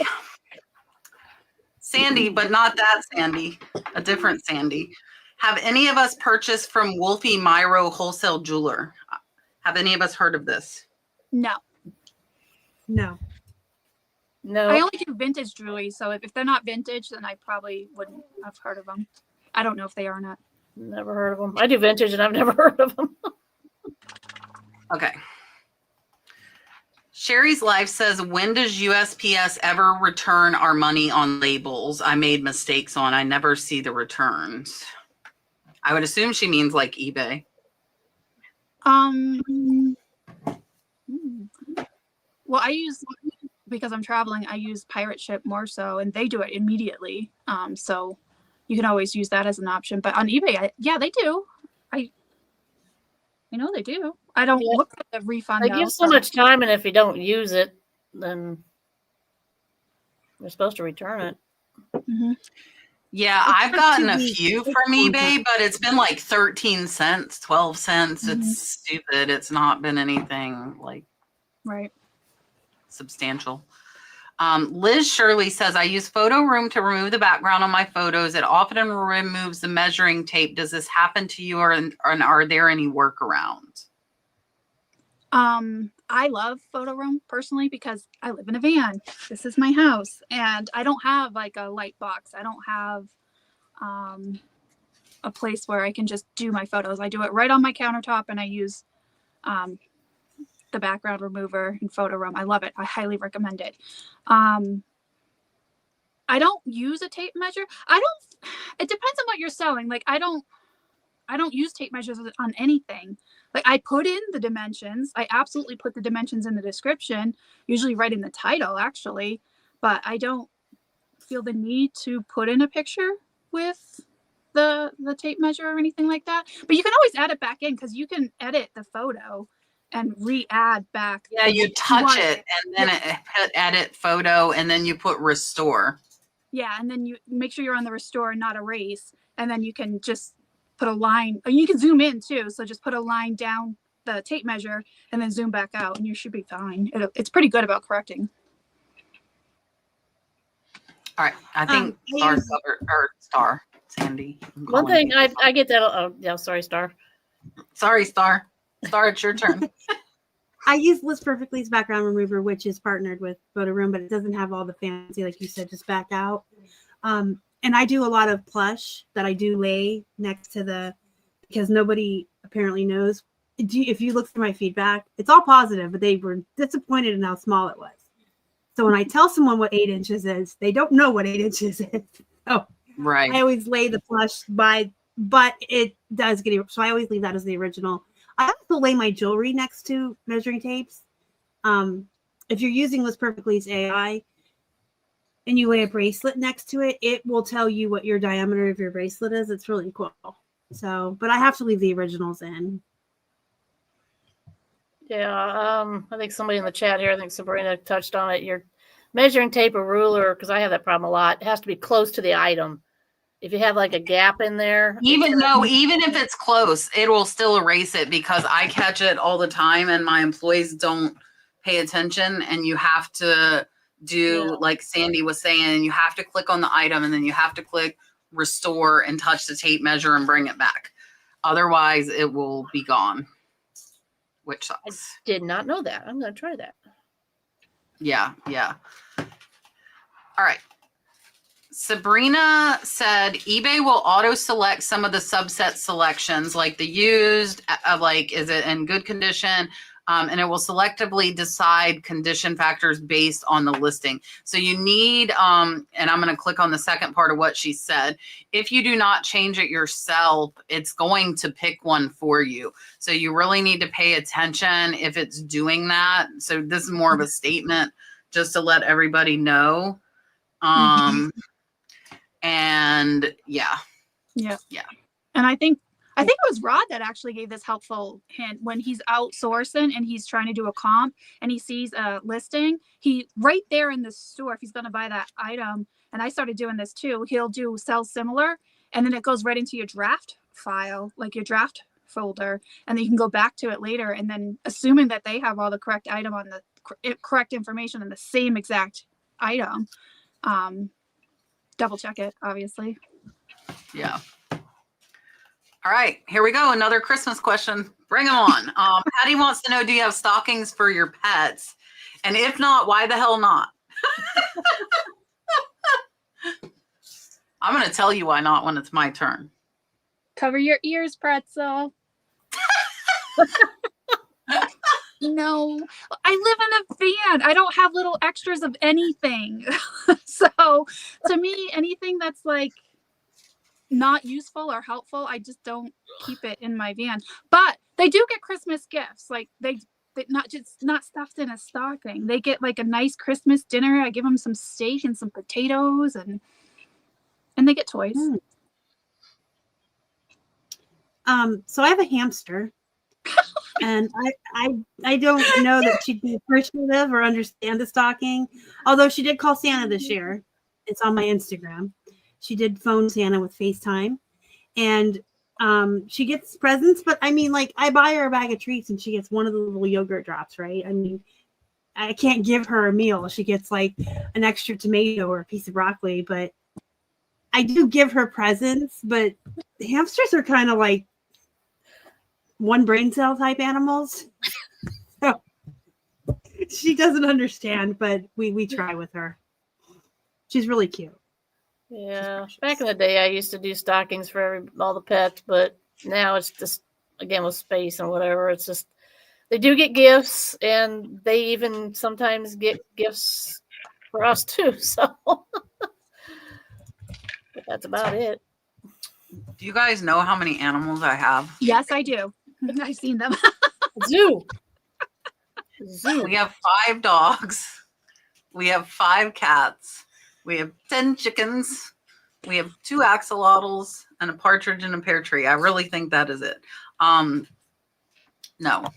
But Buddy is spoiled, the puppy, because he's the baby, you know, the baby of the family.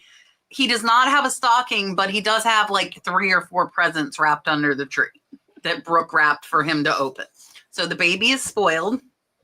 And yeah, but no, we don't. There's too many of them, and I can't get one of them a stocking and then not get the other one a stocking. Like, that's not fair. You get rid of your gerbils or hamsters or whatever that you had? The guinea pigs, I did get rid of them. Yeah. I did get rid of them, and I'm trying to get rid of the axolotls, but I haven't found them a home yet. All right. Oh, we have a super chat. Wild Chihuahua Pickers want to go away from business policies, flat shipping to calculated shipping. How can they do this and not have to adjust each additional? I know I'm not going to be able to answer because I don't do policies. So if any of you that do policies on the panel could help them, please let me know. Pass. I do policies, but I don't do the calculated. Just I do flat because of the difficulty. I don't do so policies. No one can help you. Sorry. Yeah, I don't do policies, and I do calculated shipping on everything. Nobody. Hopefully somebody in the chat can help, because I know policies are a little more different. Like, I hope somebody can help in the chat, because I don't do business policies, so I really can't. Well, I guess the question would be, if it's 12 by 12, then you wouldn't have to, I mean, a 36-inch total, it doesn't matter. Otherwise, you'd have to set up a separate business policy for bigger items. Right? Okay. I don't do policy, so I know absolutely nothing about this. I do need to pick a super chat. I feel like mermaids. Yvonne. Yeah, mermaids. Here we go.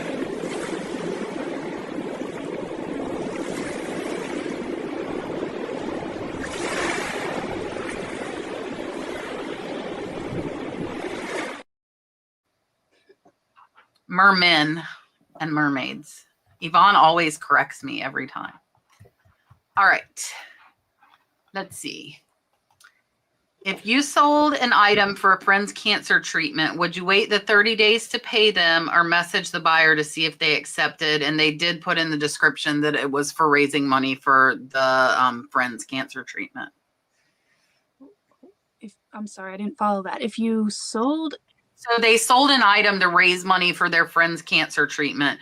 So what she's asking is, would you wait 30 days to make sure like that the item wasn't getting returned before you would pass the money on to the friend for the proceeds of the sale?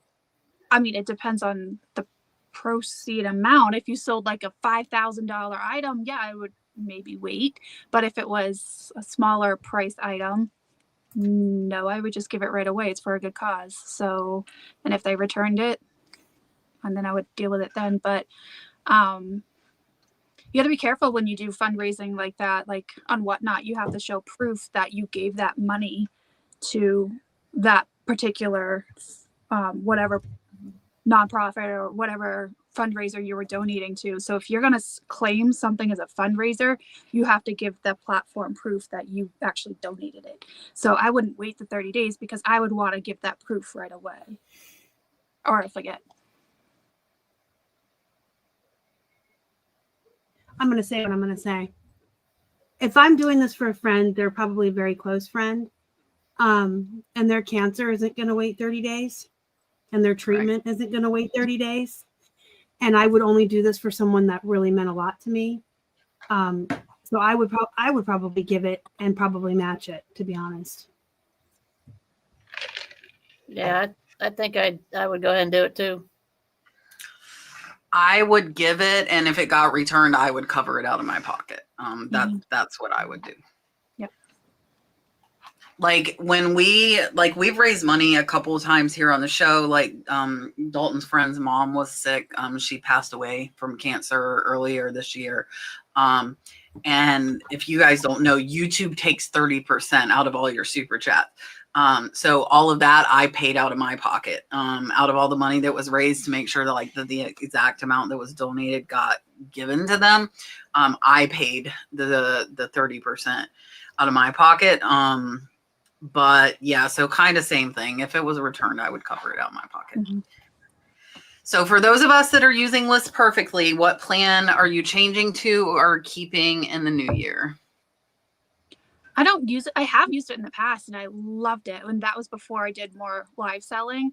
But I absolutely, like, I would highly recommend it. If you don't do live selling and you just want to sell strictly on platforms that you can list on, I highly recommend List Perfectly.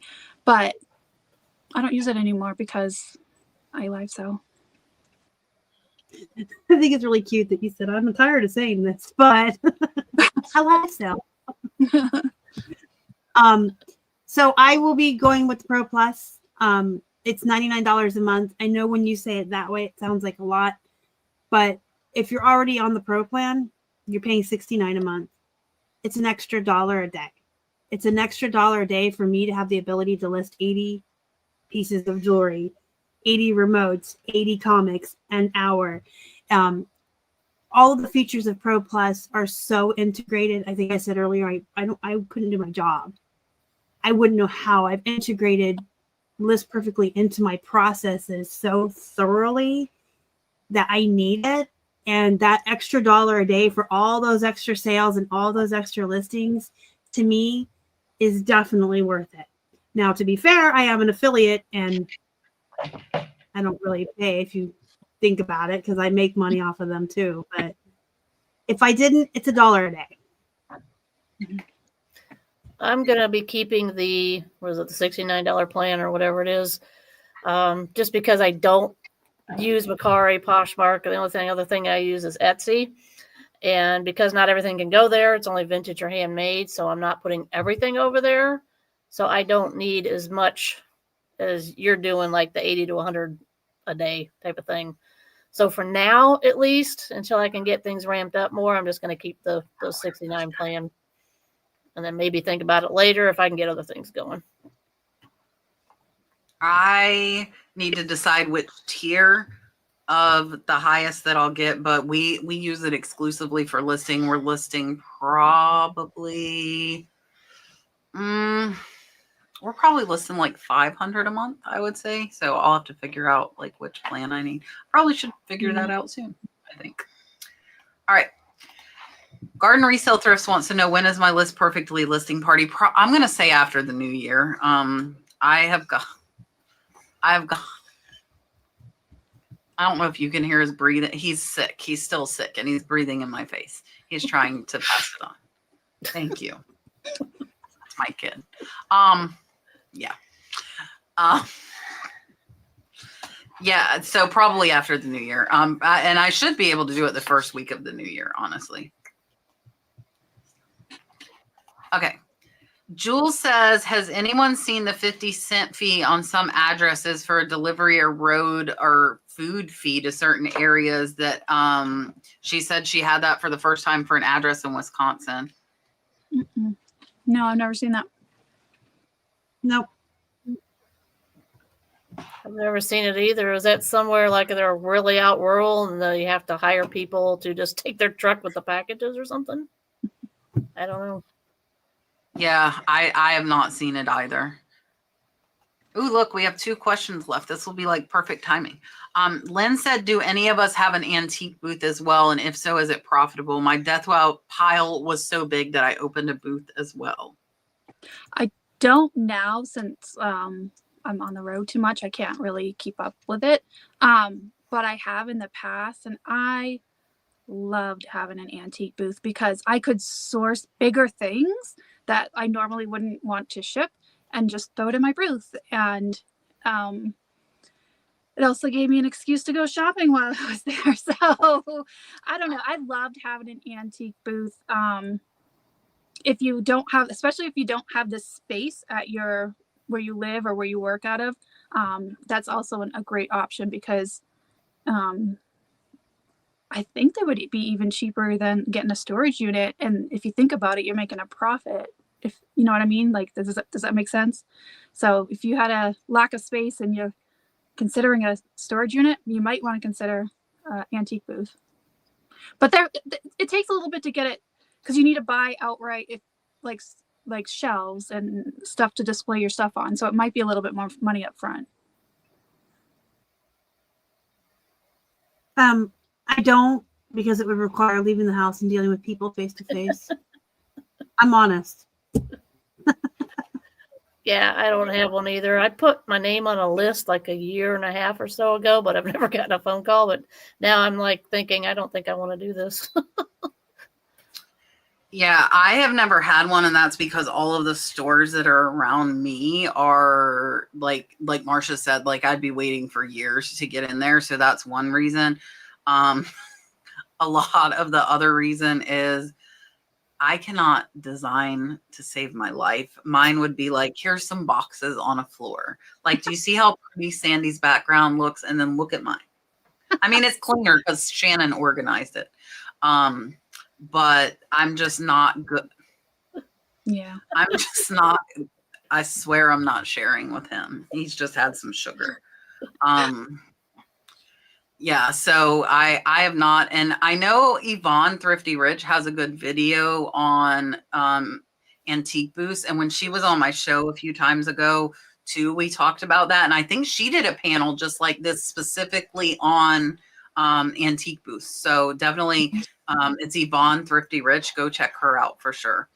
And you definitely get out what you put in, because if you like just go there and stock it once and only once a month, then no, you're not going to make as much profit. But if you go there and refresh it and add new stuff all the time, then you're going to make more profit. So it's just like anything else. It's you get out what you put in. All right. Garden Resale Thrift says, I'm looking to buy a separate phone for the camera for photographing only. What should I buy? So what, if you use a phone for photographs, let her know what you use. I use my iPhone Pro Max. I think it's the 13. It's not the newest one, and it's working just fine still.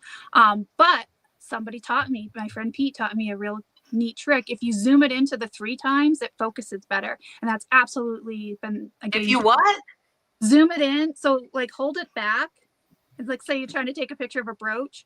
Hold it, pull the phone back and then zoom it in. So you're at least at the 3 mark and it'll focus better. I don't know why, but it does. It works. I didn't know That's that. interesting. Yeah, give it a whirl. It's definitely made better pictures from my listings. But yeah, that's what I use. I just use my phone, my iPhone. I think iPhones, it doesn't matter what question you ask me, I'm always going to say iPhone. So you can ask any question, I'm still going to say iPhone. And I'm the opposite. You ask me, I'm going to say Android, Android, Android, Android. I have a computer nerd boyfriend who hates Apple. How'd that work out? And I said, how'd that work out for your feet pics? that was like For her- 15, for her 20 years feet ago. pics. I'm like, that was like 15 or 20 years ago. But no, we like Androids. I have the S24 or whatever the name is. Y'all are killing me tonight. Y'all are worse than And- guys. And Wait till I've next been doing week. I'll wait. I'll wait till we're all done laughing because this is a serious business issue. Okay. I've been doing the 0.5 or now it's 0.6 on the new one, zoom in, like you were talking about, but it's just the 0.6 on the Android. And I've been doing that for years on my tags and my jeans and my plush and the jewelry. And you are right. When you zoom in, it's much clearer. And it's really good to get the details on jewelry. So if you have an iPhone, you can zoom in, or on the Android, it's the 3. And then if you do jeans, the 0.6 will zoom way out and you can't see that. But like I lay the jeans on a table and when I push the 0.6, I can get the full length. And when I remove the background, it looks like I just took the real close up square photo. I hope that makes sense. Everything I do, like when I'm doing it, I'm like, oh, I want to teach people how to do this. And then when I try to teach people how to do it, I'm like, oh, no, you just take the picture. Mine's We use simple. I use Polaroids for my the iPhone. feet pics. We used Polaroids back in the day for my feet pics. Instamatic. Oh my God. Breathe. Short and sweet, I have the iPhone 14. That's what I have. I am Android, but my work phone is an iPhone. Yes. So, Slowly but iPhone surely we'll has- get her converted. no. My phone is an Android. My phone will stay an Android.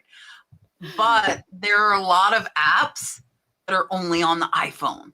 So for work, we have an iPhone. So I think the newer model of any phone would work. I would, if you're only wanting it for photography, I would buy a locked phone because they're going to be the cheapest. And I would buy it on eBay for cash because you don't need I messed up my hat. You don't need it's late. We only have 5 minutes. You don't need left. It'll be You don't need the phone part. You don't need feet. Brooke is now blaming me because the dog won't go to the bathroom. So he's back in his sweater. So now there are 2 children in the shed. 3. We're counting Buddy as a child. So a newer, like I would say like 2 or 3 models, newer, but I would get it locked because you don't need it to have service. You can run it off Wi-Fi. All right. That was the last question. Yay. And we have 5 minutes left. And look how cute Buddy is in his sweater and Brooke in her slippers. He's sleepy. So cute. All right. Okay, so I'm going to make everybody big. I will tell you who is going to be on next week. Thank you guys for hanging out with us on Christmas Eve. We really, really appreciate you spending your holiday with us and hope you have a great Christmas. So I'm going to let everybody say bye. We'll go in a circle and then I'll tell you guys who will be on next week is New Year's Eve. If you would like to come join us, we are going to do a two-part show. We are going to go Cat After Dark. There's the other child. What are you doing, buddy? We're going to do a two-part next week, and we're going to stay live until midnight. All right. So here is Sandi. All right, bye guys. Thanks for watching. Just go ahead and follow me over on YouTube if you want to come along for the ride and join the van family. I'd love to have you. All right, perfect. Here is Starr. Hey, thank you for joining us. Happy Christmas, everybody. I do have one tip to give you before I leave. Tomorrow, between 10 a.m. and noonish Eastern time, start sending offers out because disappointed women everywhere are going to be buying themselves presents. Here's Marsha. Oh god, I can't wait till next week. This is going to be so much fun. Thank you guys for letting me co-host today. This was so fun. I will be co-hosting again for Rod next week until he is back. Again, check me out on eBay. I am going to be working on my YouTube channel a lot next year, so I'm going to get that going. So please follow me over there. And I actually have a Whatnot show scheduled on Thursday night, 8 p.m. Eastern, with gold tone and silver tone costume jewelry. So make sure to check me out over there as well. Perfect. Merry Christmas. Buddy is just rolling around on the floor like a crazy dog. All right. So, Marsha, thank you for co-hosting. She wasn't planning. I just asked her not very long ago to come on. Yes, and Sandi and Starr for coming on with us Christmas Eve. I appreciate you. Next week, I've got to find the third person, but Marsha will be back co-hosting, and Elena, Treasure Diva Thrifts, our other. And so me and Marsha and Elena are who normally go thrifting together, and it's going to be the three of us. And then I don't know who's going to be brave enough to come on with us. We will see. Don't say that. You're saying that live. They're going to make you stick to that. We'll find somebody. She wants me to pay her. You guys hear her? Tomorrow on Christmas, I am putting out the last for a little while of my ornament research videos. I figured that was fitting for Christmas. And then Friday, do you see this child? Friday is going to be high dollar what sold. Oh, here, Starr, you have to tell them they want. Oh, you already answered. Lola Pearl. I see it. Yes. She answered. She's named after my grandmother. That's awesome. We'll see you guys next week. We will be here again on New Year's Eve. Dalton, I don't know if he'll make it to midnight. We will see. I'll give him a little bit of sugar. I'm sure he will. And yeah, thank you guys and ladies. Thank you again for coming on. We'll see you all next week. Bye guys. Merry Christmas. Waiting for Santa tonight. He climbs down the chimney at the speed of light while we're dancing around the Christmas tree, hugging and kissing.